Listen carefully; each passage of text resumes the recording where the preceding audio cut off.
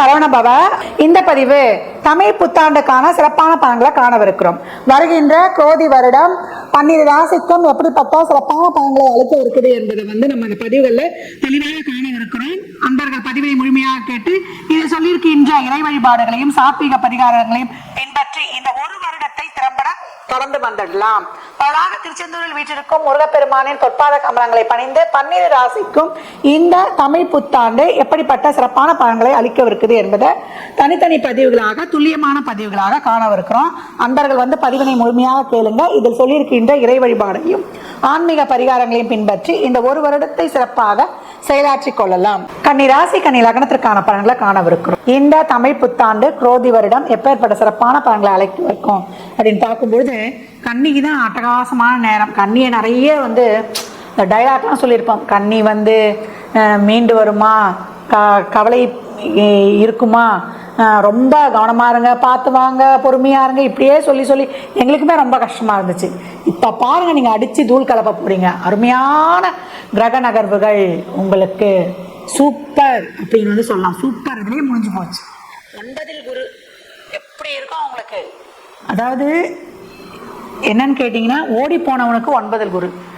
அப்பனா என்னன்னா, உள்ளூர்ல பழைக்க முடியாது, வெளியூர்ல பழைக்க முடியும் அப்படின்னு சொல்லிச்சு பாக்கிய குரு அவர். அப்ப உங்களுக்கு ராசியில கேது, 7 ராகு. இந்த பக்கம் பார்த்தீங்கன்னா உங்களுக்கு யார் இருக்கிறா? சனீஸ்வர பகவான் 6. சாப்பாடு சாப்பிடவும் முடியாது. அது எப்படி சாப்பாடு சாப்பிட முடியாது? ஒன்று வேலை இருக்காது, இல்லை வேலை இருக்கும், நம்மளால சாப்பாடு சாப்பிட முடியாது. அந்த மாதிரி ஒரு இக்கட்டான சூழல் கன்னிக்கு இருந்திருக்கும். இந்த காலகட்டம் பார்த்தீங்கன்னா கன்னிக்கு அருமையான காலம் அப்படின்னு சொல்லலாம். தொழில் நல்லா மேன்மை பெறும். இவர் உங்கள் ராசியை முதல்ல பார்த்து வலுப்படுத்துவார். எதுவுமே செய்ய முடியல, ரொம்ப முடக்கமாக இருந்த உடல் ஆரோக்கியத்தில் ரொம்ப பாடுபடுத்துகிறேன். நான் வேலைக்கு போகணும்னு நினைப்பேன், ஆனால் என் உடம்பு சரி இருக்காது, நான் மூளையில் முடங்கிடுவேன், ஒரு நம்பிக்கையே இல்லாமல் இருந்துச்சு, எனக்குலாம் ஒரு விடிவு காலம் வருமா அப்படின்னு சொல்லிட்டுன்னு. இந்த காலகட்டம் தொழில் மேன்மை, தொழிலாளர் லாபம், ஊதிய உயர்வுடன் கூடிய உத்தியோக உயர்வு உண்டு, பணி மாற்றம், ஊர் மாற்றம், இடமாற்றம், எந்த மாற்றம் வேணாலும் செஞ்சு கொள்ளலாம். கையிருப்பு கூடும். ஆடம்பர அத்தியாவசிய பொருட்கள், வசதி வாய்ப்புகளை கூட்டிக் கொள்வது மாணவர்களுக்கு நல்லா இருக்கும், அருமையாக இருக்கும், ஜம்முன்னு இருக்கும். சுபகாரிய தடைகள்லாம் நீங்கிடும். திருமணத்தில் இது வரைக்கும் இருந்தது கணவன் மனைவியே சண்டை போட்டு கொண்டிருந்தோம்னாலும் இந்த காலகட்டம் ஒன்றிணைங்க, ஒருத்தரை ஒருத்தர் புரிந்து கொண்டு அப்படின்னு சொல்லலாம். அவ்வளவு ஒரு அருமையான காலகட்டம். ஏன்னா பூர்வ புண்ணிய ஸ்தானத்தை குரு பார்க்குறாரு. அப்போ எப்படி இருக்கும்?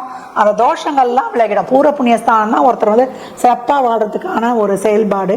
அதே போல் நம்ம இக்கட்டான சூழ்நிலையில் இருக்கோம், ஒரு பிரச்சனையில் இருக்கிறோம் அப்படின்னா கூட, நம்மளுக்கு ஒரு கஷ்டமான சூழ்நிலைனா கூட அந்த நேரத்தில் ஒருத்தர் உதவி பண்ணுவாங்க. நம்ம வாழ்க்கையில் முன்னுக்கு வரணும்னு நினைக்கிறோம், அதற்கான ஒரு வழி கிடைக்குமா அப்படின்னா அந்த துறையை சார்ந்தவங்களே நான் உங்களுக்கு வழி காட்டுறேன் அப்படின்னு உங்களுக்கு துணையாக நிற்பார்கள். அந்த மாதிரி அனைத்து வகையிலையும் முன்னுக்கு வரக்கூடிய காலம் அப்படின்னு சொல்லலாம். குழந்தை பாக்கியத்தில் இருந்த பிரச்சனைகள்லாம் நீங்கும். வைத்தியம் கை கொடுக்கும். குழந்தைகள் நலன்கள் சிறப்பாக இருக்கும். அந்த வயதில் குழந்தை திருமண வயதில் நீங்கள் இருந்தால் உங்களுக்கு திருமணம், இல்லை அந்த குழந்தைகள் இருந்தால் குழந்தைகளுக்கு திருமணம். அவங்க எதிர்காலம் ரொம்ப சிறந்து விளங்குறத பார்த்து உங்களுக்கு நீங்களே அவ்வளோ சந்தோஷப்பட்டு கொள்வீங்க அப்படின்னு சொல்லலாம். கன்னிக்கு ரொம்ப அருமையான பலன்கள் அப்படின்னு சொல்லியாச்சு.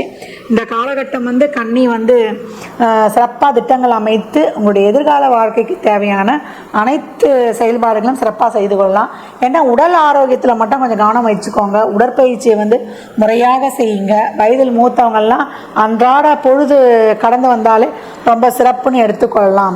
இந்த காலகட்டம் பூர்வீக சொத்தில் இருந்த பிரச்சனைகள்லாம் நீங்கி கைக்கு கிடைக்கப்படுவது, தாய் வழி தந்தை வழி இருந்த பிரச்சனைகள்லாம் நீங்கி இந்த காலகட்டம் ஒன்றிணைவது, இதெல்லாமே ரொம்ப அருமையாகவே இருக்கும்.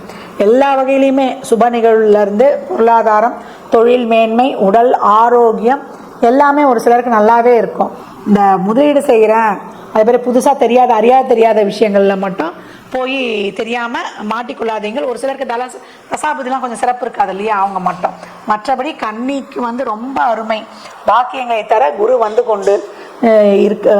கொண்டிருக்கிறார்ல, அமர்ந்து தந்து கொண்டு இருக்கிறார் அப்படின்னு சொல்லலாம்.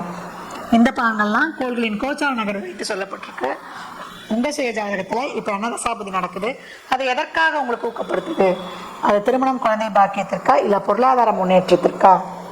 என்பதெல்லாம் உங்கள் சுய ஜாதகத்தை ஆய்வு செய்வதன் மூலம் மட்டுமே நாம் தெளிவாக அறிந்து கொள்ள முடியும். கன்னிராசியில் வந்து இந்த வெளிநாட்டு வேலைக்காக காத்து கொண்டிருந்தோம் அப்படின்றவங்களுக்குலாம் யாருக்கான பாஸ்போர்ட் விசா அதெல்லாம் சிக்கல்லாம் இருந்தாலும் அதெல்லாம் நீங்கி உங்கள் கைக்கு கிடைக்க போகிறோம். வெளியூர் செய்திகள் உங்களுக்கு வந்து சிறப்பாகவே வந்து சேரும் அப்படின்னு சொன்னால் அது மிகை கிடையாது.